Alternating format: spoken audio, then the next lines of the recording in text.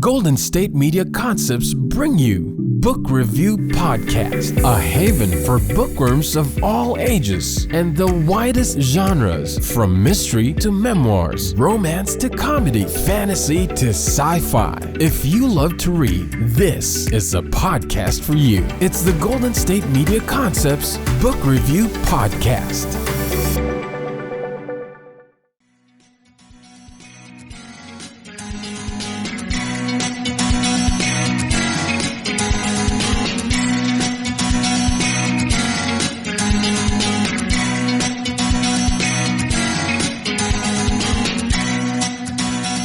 Hello and welcome to the GSMC Book Review Podcast, brought to you by the GSMC Podcast Network.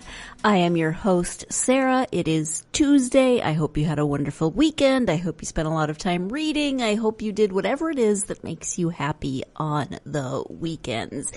I can't remember what happened on my weekend. I'm sure I had one. Isn't that terrible when suddenly it's only 2 days after the weekend and you're like, I have no idea what I did. I did laundry. Does that count? I mean, yeah, there you go. Let's not talk about laundry. Let's talk about books. One book in particular. I am speaking today with author Jason Graff about his novel, Stray Our Pieces. Gloria Hintner has managed to raise a son intelligent and sensitive enough to be the prime target of the neighborhood bully. David seeks solace from her, but her acerbic wit is all she can pass on to him. She had once been well on her way to becoming a crusading attorney, but a personal tragedy forced her to drop out of law school. Now stuck in her dreary suburban existence, she struggles to even fantasize about escape until the day David unexpectedly exacts revenge on his bully, giving Gloria the courage to set herself free. Family ties are not broken so much as stretched into something new in Stray Our Pieces. So that is the description of Stray Our Pieces by Jason Graff. One thing that Jason says in the interview that I really liked was that this is a coming-of-age novel, but he wanted it to look at a coming-of-age novel instead of from the perspective of, in this case, David, the son, the young man in the book. He wanted to look at it from the perspective of the parent. Again, in this case, Gloria, David's mother. Because often in coming-of-age novels, the parents are either kind of non-existent or they're just there as the catalyst for the coming-of-age journey. And so Jason wanted to really see what having your child come of age, having your child have some sort of significant life-changing experience or an experience that changed maybe the trajectory of their life up to that point, how that affects the parent.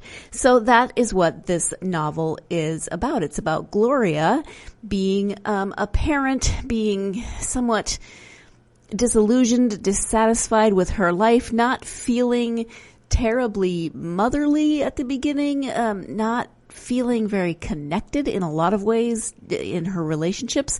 It's a book about relationships. It is a book about complex relationships, the layers that exist within our relationships with each other, especially with family and how we interact with family. Again, especially with family through generations. So there is Gloria's relationship with her son. There is Gloria's husband, David's father, Daryl's relationship with their son. There's Gloria's relationship with her mother and the experiences that she had growing up that have affected her currently. So it's this sort of cascading effect, as we often see in families, where one generation influences the next, which influences the next. And there's always evolution, hopefully, and growth. And each generation learns a little and grows a little, moves in a different direction. But those prior generations, those relationships definitely affect how we interact with the world. And so there's a lot of exploration of those kinds of themes in this book. So we are going to go ahead and turn now to that interview with Jason. I do have copies of this book to give away. So if you are interested in entering the giveaway to win a copy of Stray Our Pieces by Jason Graff, stay tuned until the end of the episode and I'll tell you how to go about entering that giveaway. In the meantime, as I said, let's turn to the interview with Jason. Hi, Jason. Welcome to the podcast. Hi, Sarah. Thank you for having me. I am very happy to have you here. We are going to talk about your book. It is called Stray Our Pieces. Before we get to the book, though, if you could share a little bit about yourself, that would be great. Well, I live in Richardson, Texas, with my wife, son, and our cats.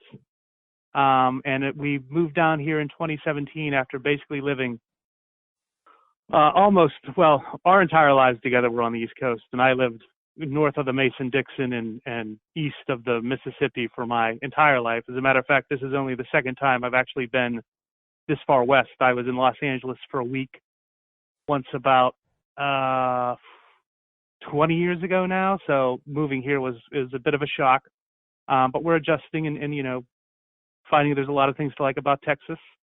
And still adjusting, as I said. I don't know that we're full-fledged Texans yet, but no, they probably wouldn't consider you full-fledged yet, but you're no, getting there. I would not. I don't think they do. Well, thank you for that. So, as I said, the book is called Stray Our Pieces. If you could give a quick overview of the story. The story is basically about a woman who, over the course of about 9 or 10 months, decides that she's going to leave behind the life that she's led so far and try to find something new for herself. She's become dissatisfied in her marriage and finds she's no longer able to connect with her son, who's becoming a young man. He's about to enter his teenage years, and she finds herself kind of stuck in a place she never imagined she'd be and doesn't want to be, and slowly realizes over the course of the book a lot of it has to do with the actions of her son, following the actions of her son, inspiring her to break out of the life that she's living and try to chart a new course for herself. Yeah. So what was your initial inspiration for this story? Initially, I had started writing about something terrible that had happened in my neighborhood.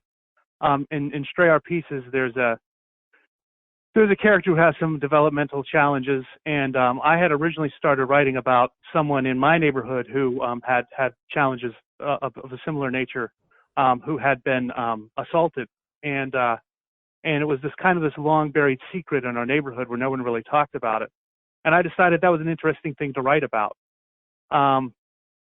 But when it came time to really get to the hard work of writing and really get into the kind of the shocking event and everything, I realized I didn't really have enough information. And then when I talked to my mother about it, I realized I didn't have the right information. So from that point, I kind of switched tracks and decided to tell, a different kind of story that was, I guess, tangentially related about. It started out being about the son, and then I thought, this seems like every other coming-of-age novel that's ever been written. So I thought it was kind of interesting to do this kind of coming-of-age novel from the perspective of the mother, because the parents in those books always tend to be, either non-existent or barriers, or just they tend to not be very helpful because that's where your conflict comes from. So I thought it would be interesting to attempt to, as I said, write that kind of coming-of-age story from a mother's perspective. Interesting. And speaking of the mother, her name is Gloria. What about her and her journey do you think will resonate with readers? I think a lot of her, because she sort of in her way comes into herself through the course of the book. I think that society, one of her big problems, one of her struggles is there's a different standard when it comes to being a parent for a man than there is for a woman. And this is both suggested subtextually throughout the book, but also in a particular scene, she, makes the statement. And so I think that, a lot of times I think society, we are branded or we're put into these roles by society that don't always fit us quite so neatly. And I think that, anybody who, and this is probably everybody at one time or another, feels kind of trapped by the role society has given them, will find something familiar in Gloria's struggles and conflicts. And you yourself are a parent, so you brought that perspective into it. What were there challenges? I didn't. I wrote this before my son came into my life. Okay. I actually finished writing this, and I think I had finished completely working on it a few months before he actually came into my life. Okay. Then it took time for me to, take the book to agents and publishers, and I was getting nibbles, so I knew I was on the right track, and people would want exclusives with it. And then, before you know it, a couple years have elapsed of, so many close calls before I found a publisher for it. So it's kind of funny. At that time, I really had no idea what it was like to be a parent. And I just tried to imagine what it was like being my parent, I guess. Okay, because David's kind of similar to me as who I was growing up. Let's go ahead and take our first break of the podcast. When we come back, we'll be talking about that experience of writing the role of a parent and a female parent from a male non-parenting position. So stay tuned. You're listening to the GSMC Book Review Podcast, and I'll be right back. Do you want to be healthier, yet you just don't know what to do? All these shows telling you this and that, but nothing seems to work. Well, listen close. Golden State Media Concepts has got something great for you. The Health and Wellness Podcast, dedicated to workout trends, healthy eating habits, diet, and everything about healthy living. Join us in our banters as we help you not just live life to the fullest, but live it to the healthiest.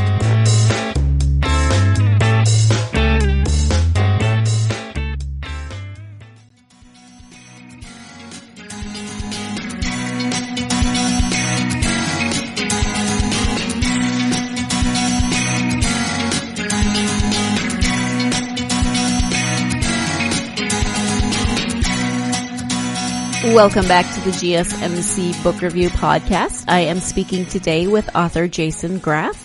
Before the break, we were talking about the role of parents and writing as a parent, writing this coming of age story from the parent's perspective. So let's go ahead now and get back to that conversation with Jason Graff. So did you try to imagine specifically your mom? I mean, so you're not a parent and I'm not a mom, I would think. How was it writing from that perspective for you? I tried to imagine my mother and, some exes of relationships that I've had throughout my life. And, just what their view would be of, because I really was this kid who cried a lot, I was this really sensitive, gawky. I wasn't nearly as studious or as well read as David is in the book. But I was, sensitive and bullied, and I just try to imagine what that would be like dealing with that situation as a parent over the years. And I don't think my mother is not very much like Gloria at all, but I try to imagine Gloria as someone who begins to come ground down by this needing to buoy her son and try to find a way to give him confidence and figure it out. And right. Then I now that I have a son, I can attest it is exhausting being a parent. It's emotionally exhausting. Absolutely. And Gloria does not really have much support. She does not have a great marriage, and her husband is not much of a co-parent, so she really is dealing with this on her own, plus trying to figure out her life and her marriage and her place in the world. So there is a lot of, I guess, just figuring out going on through her story. Yeah. I think that her husband's one of these guys, and I don't think this is an unusual problem. I mean, we don't have it at our house, but I think that he wants to be the good guy more than be the parent. And I don't think that's an uncommon problem in co-parenting situations where, and I think it's all too often that the man wants to be the friend or the buddy of the son and not really the father, the disciplinarian, and all kind of the dirty work of being a parent gets passed on to the mother. Right, right. So the relationships in this book are, like life, complicated. Can you talk a little bit about the family dynamics, especially between Gloria and David, but just also in general? The way that I thought of it is I think David is a lot more like Daryl wishes he could have been. I think Gloria's husband, because he did have, dreams of becoming an artist in the book. That's something that is discussed.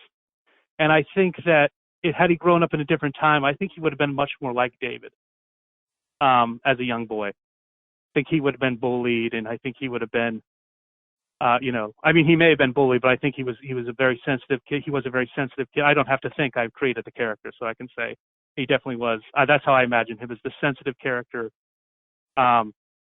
artistic in nature, and so he's a lot more like Daryl would have been if Daryl had been born in a different time. And I think that Gloria wants people to be a lot simpler than they turn out to be. I think that she's someone who, a lot of the book is her talking about how a person is, and then a person acting in a way that kind of confounds those expectations. I think her relationship with her mother, she looks at it one way, but then you begin to see through the conversations and how her mother is, that her mother in her own way is trying to be supportive of Gloria. And she shares the same dreams Gloria once had for her life. And so that's kind of one of the driving forces of the novel. The conflict is this Gloria wanting to see people in kind of this two-dimensional way, these other characters, but they turn out to be a little bit more complicated than maybe she's able to deal with. And I think that's one of her failings in the relationship is, being unable to see her son in his fullness or her husband in his fullness, and not being able to give that then, in turn to them. Yeah, as and a person. I'm glad you brought up Gloria's mother because, on the surface you see, oh, well, it's just one more dysfunctional relationship. But when you delve a little deeper, you see that there are those threads running through the book of kind of missed opportunities or dreams that didn't come to fruition. And so Gloria's relationship with her mother is affected by that. David's relationship with his father is affected by that. There's that definite theme running through that. Yeah, like I said, I think we do. I think just everybody does this. We of our nature of just naturally project who we think someone should be, whether it's our parents or our children, and they're never going to be that individual that you have, this idealized, not even idealized, this imagined version of. Because everybody obviously has this, tumultuous inner life that we're all dealing with, our own baggage all the time. And I think when people come into conflict a lot of times, it's because they fail to understand that, people are trying to be supportive often. It just seems to us to be insufficient because we expect more from them than they're able to give, or we expect something different from them. I don't know if that makes any sense. Yeah, I think so. I mean, we only see through our own experiences. So putting ourselves in other people's shoes, being empathetic, that can be, various levels of difficult depending on your personality, your family of origin, all of those different factors. Yeah, and I think that's in terms of literature, I think that's one of the great advantages of first-person narratives is that you have this inherent conflict between how the other characters are seen by the narrator and how they appear on the page. I mean, if done correctly, every first-person narration should be somewhat unreliable. Right, because you're only getting one viewpoint of the story. Yeah. In terms of the writing process, did you do particular research for the book?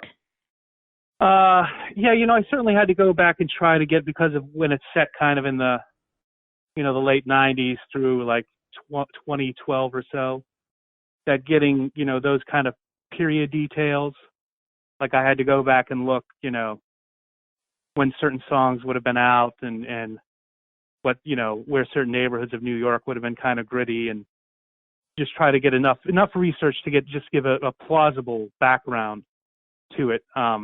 Because I don't come out and say, although I think I do once or twice, but I don't really come out and say when it's set. So I need to make sure, like, there's a New Year's Eve scene. So I need to make sure Dick Clark was still, alive and active in that. So just sort of very, not there was no deep research. It was basically, Googling just to find dates and to make sure the pieces all fit. Right. And in terms of the time period, I knew reading it that it was not exactly current, but it wasn't, you're trying to figure things out by the clues. And toward the end, Gloria gets a cell phone, or David insists that she get a cell phone, a certain kind of cell phone. And you're like, okay, so things that took place before this were not in the era of that particular cell phone. So it's like a little scavenger hunt to figure out what time period it is. I wanted to intentionally write in a time slightly before cell phones became, so ubiquitous, because, they tend to confound a lot of narrative situations that you might want to craft, because there's always like, oh, why shouldn't she just text about this? Or, you know what I mean? Like, she can check this online on her phone. Right. And then having her have to go to the computer and look up, look for jobs that way. And like I said, it gave me more opportunity to do. There are certain things in the book, without giving too much away, that I wanted to be able to play with without having an easy solution be, oh, why doesn't she just, look this up or text this person now, or, you know what I mean? Yeah, right. It's definitely a different dynamic depending on the technology available. Yeah. Are there any autobiographical elements in the book? You've mentioned that David's a little bit like you were growing up. Anything else in the story, or the location, or the characters? The location is definitely, I was saying this to my wife the other day, I always end up writing about the house that I grew up in. And other than like the wood stove on the first level, it basically is the house that I grew up in. And so I think that, I have trouble getting away from that floor plan for whatever reason. I mean, obviously, because it's just, it's easy to put yourself kind of in that house that you spent, I spent 17, 18 years in it. So the house that they grew up in the neighborhood with the long streets and the kind of the park that's fallen into disrepair, those are all definitely locations from my childhood that it was very easy to place myself in and easily grab the details that I needed to kind of fill in the background for the reader. And as I said, Sarah, the character whose development is challenged, is based on someone who I knew and hung out with when I was younger. Time now to take our second and final break of the podcast. When we come back, we'll be speaking a little bit more about this idea or concept of writing your childhood home and the advantages therein. So stay tuned. You're listening to the GSMC Book Review Podcast, and I'll be right back. Tired of searching the vast jungle of podcasts? Now listen close and hear this out. There's a podcast network that covers just about everything that you've been searching. Hey! The Golden State Media Concepts Podcast Network is here. Nothing less than a podcast bliss with endless hours of podcast coverage. From news, sports, music, fashion, cooking, entertainment, fantasy, football, and so much more. So stop lurking around and go straight out to the Golden State Media Concepts Podcast Network. Guaranteed to fill that podcast itch. Whatever it may be. Visit us at www.gsmcpodcast.com. Follow us on Facebook and Twitter, and download us on iTunes, SoundCloud, and Google Play.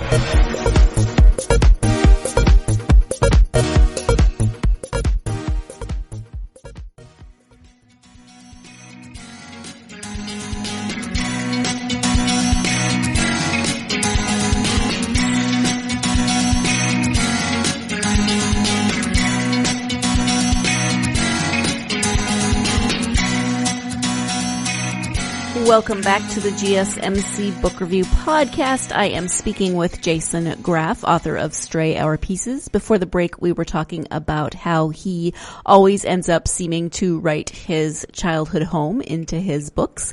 And so we are going to continue that conversation. Let's go ahead and get back to that interview. I actually spoke with an author a couple months ago maybe now, and she was saying kind of the same thing about setting the story in the house that she grew up in, simply because she didn't have to think if somebody needed to turn left to go to the bathroom or, those sorts of things. So I would imagine that makes at least one part of the process just a little bit less, you just don't have to think about it as much, trying to figure out the floor plan, et cetera.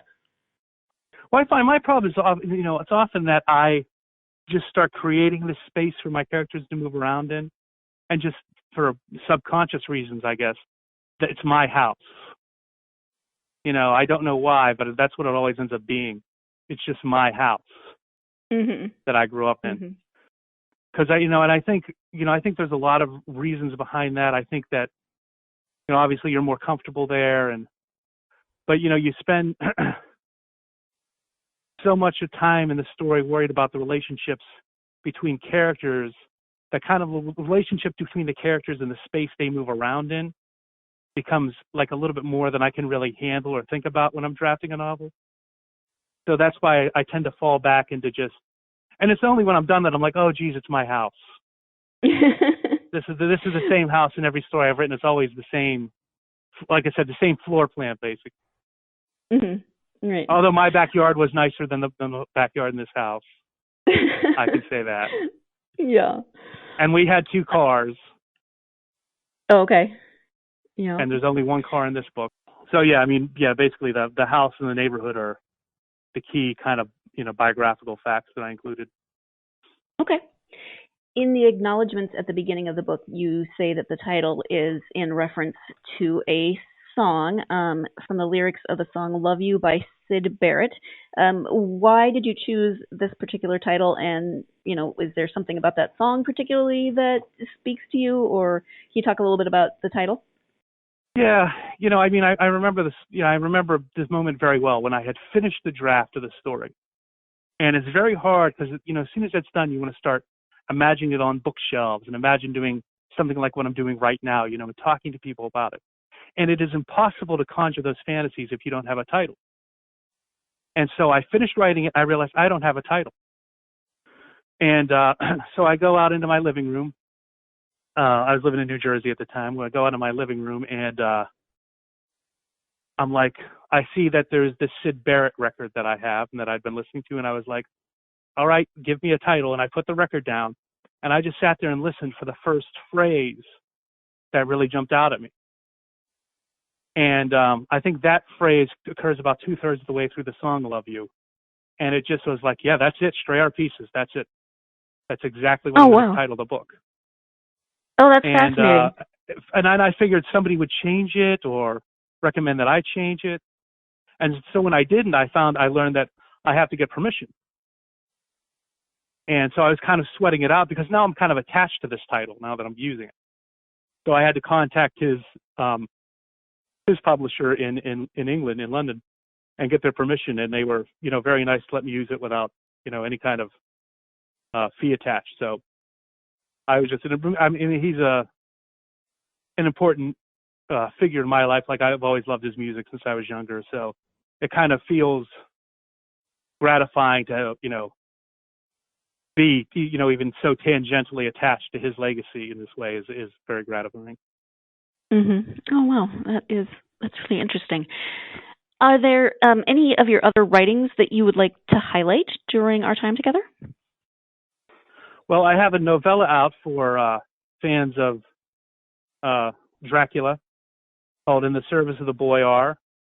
It's the hard copies In the Service of the Boy R, and now there is a Kindle version which has been repackaged entitled The White Wolf's Secret.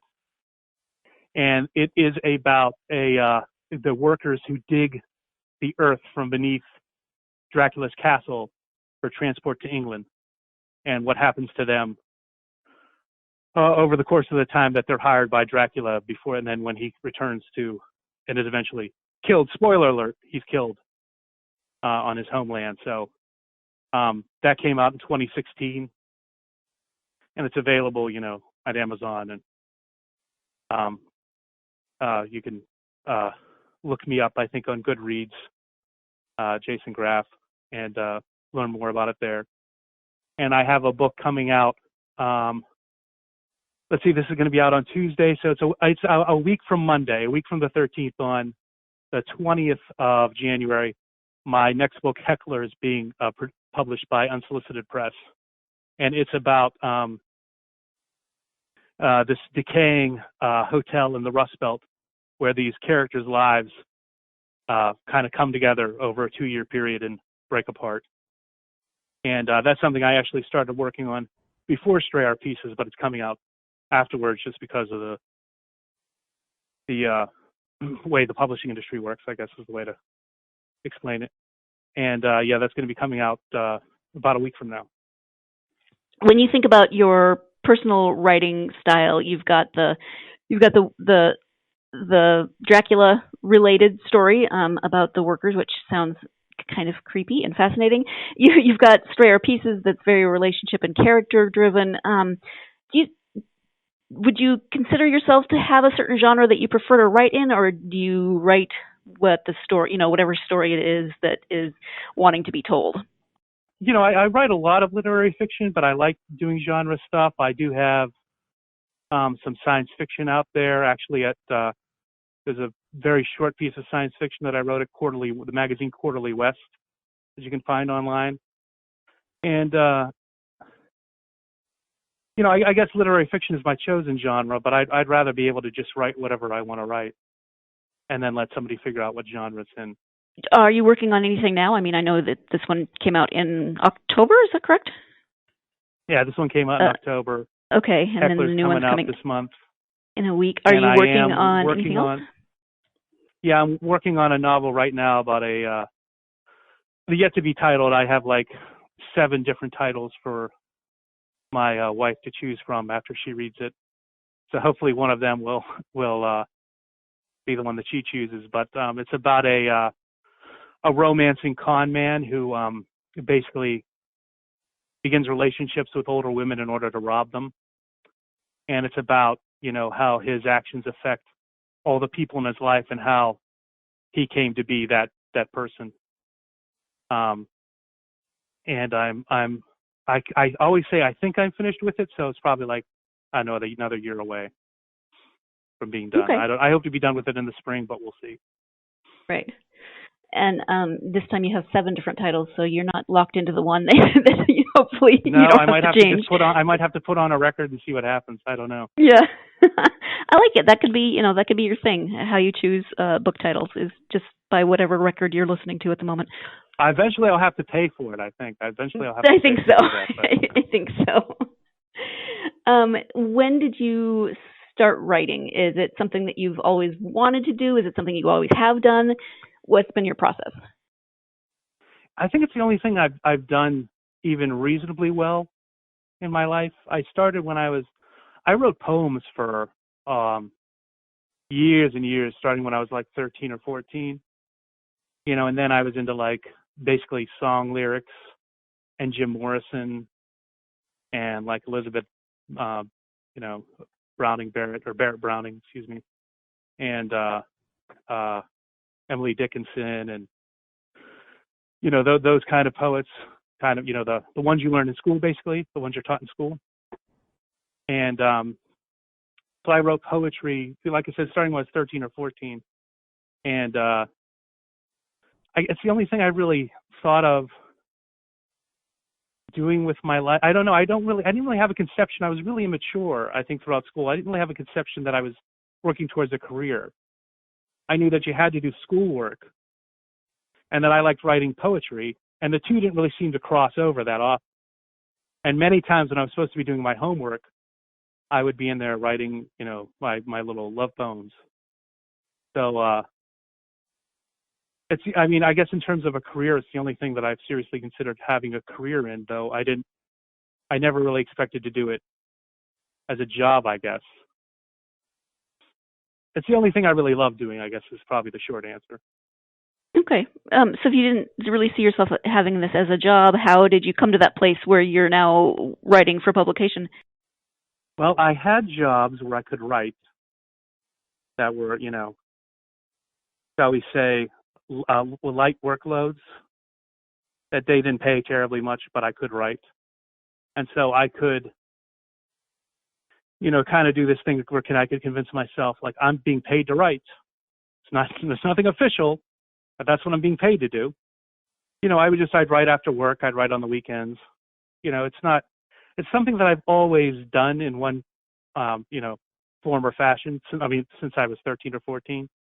So it was never really difficult for me to figure out how I'm going to make the time to do it, because it always seemed to be something that I was doing anyway. I would find time for anyway. So, and in terms of the novels, when we moved to New Jersey in 2012, and I started, teaching there, and so I had a lot more time kind of off that enabled me to really sort of do it more full time or do it more consistently. And that's when I really started to get kind of sharpen my skills a bit, get good, and see that maybe this is something that might lead to, to getting books published. I had no idea when or how, but so yeah, it's just, something I've always done, and getting published and all that seems to be kind of the kind of verification you get, I guess. Mm-hmm. But if it hadn't happened, it wouldn't have stopped. I would still do it. Mm-hmm. And so, out of that experience in your own personal journey to becoming a published author, do you have advice for aspiring authors? Yeah, you got to read a lot, and I think, everybody says that, right? We got to read, but I think more importantly, you have to read and know why it is you like to read what you like to read, and know why you don't like to read the things that you don't like to read, and be able to come up with some kind, even if it's only for yourself. You don't have to write it down, but some kind of thesis statement that explains that difference. And I think that will kind of keep you on track to being the kind of writer you want to be. In terms of reading then, since you brought that up, what are your go-to genres or authors when you read for yourself? I read mostly literary fiction, although I do read poetry and nonfiction and science fiction. And I used to always say, because I've done a couple of these interviews now, and I always find myself saying Nabokov is my go-to writer. Although to tell you the truth, I haven't read anything of his in years. So I guess I should amend that and say right now it's probably Anita Bruckner or John Banville. I love both of them. But I always try to mix what I'm reading so I don't read just all current stuff, and try to read some stuff from 30, 40 years ago, just to kind of mix it up and make sure I'm not just trying to mimic whatever the sound, the word of the day is. Mm-hmm. I just try to read widely, and I'm always basically what I look for. I like a writer with a strong voice. I do prefer that the voice be like almost like the writer talking to you like a friend. That's what I look for, I guess, in fiction. And how about when you read with your son? Are there particular books that you like to read with him? Yeah, he loves. I like to read anything with him, and we read stories every night. And he loves like these little critter books, the Mercer Mayer books. I love those books. And yeah, they're great. And he loves Pete the Cat. We read a lot of Pete the Cat.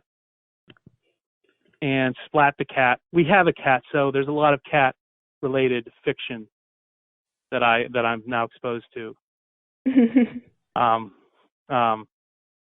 he is obsessed with cats. So we read like. The only thing I don't like to read with him are kind of the books that are made from like TV shows. Like he likes the PJ Masks. I'm sure you don't know what they are. And, I'm familiar with it, yeah. Yeah, and so those books, I hate to say it, are usually not very good. Any of those shows mostly the books based on cartoons are not very good, or based on a movie. But yeah, I think the Little Critter books, the Mercer Meyer books, are number one go-to book right now. Although Pete the Cat is hot on the heels of the Little Critter, I would say at this moment. Nice. Thank you for that. I know you have a website, so can you tell people where they can find your website, as well as where they can find you if you have social media or any places they can contact you in that way? Yeah, I'm at Jason Graff, JasonGraff.wordpress.com is my website, which is very Spartan, shall we say. I mean, you get the most basic information. I probably tweet more than anything at Jason Graff 1.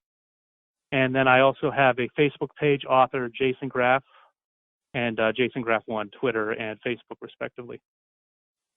Okay, thank you for that. Is there anything that we have not talked about that you were hoping to cover, or that you might be asked during our time together?